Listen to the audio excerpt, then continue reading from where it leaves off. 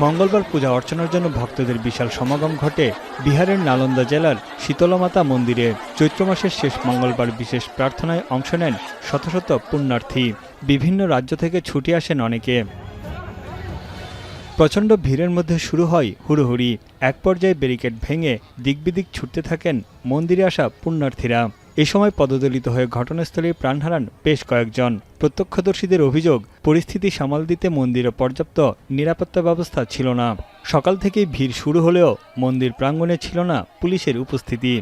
तो प्रशासन का कमजोरी से ना मरा आदमी। कितना लोग आपके हिसाब से हुआ? 5 आदमी को तो बोल रहा है, लेकिन हम नहीं देखें कि 5 आदमी है कि है। देखे नहीं है, हम सुने हैं। कुछ लोग बेहोश हो गए हैं, कुछ जख्मी हो गए हैं, कुछ मरे हुए हैं, बट ऐसा अभी मरा हुआ कोई नहीं पता चला है।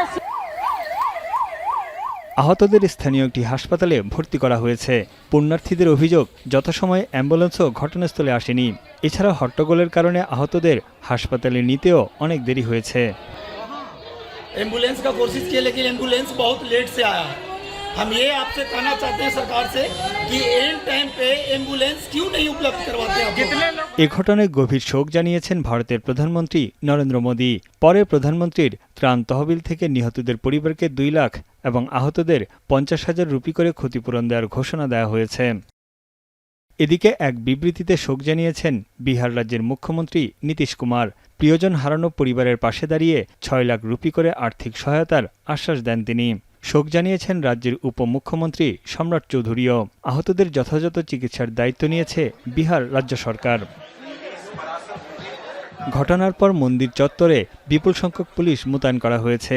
মন্দিরে আকস্মিক প্রাণহানির ঘটনায় শোকের ছায়া নেমে এসেছে গোটা নালন্দা জেলায়।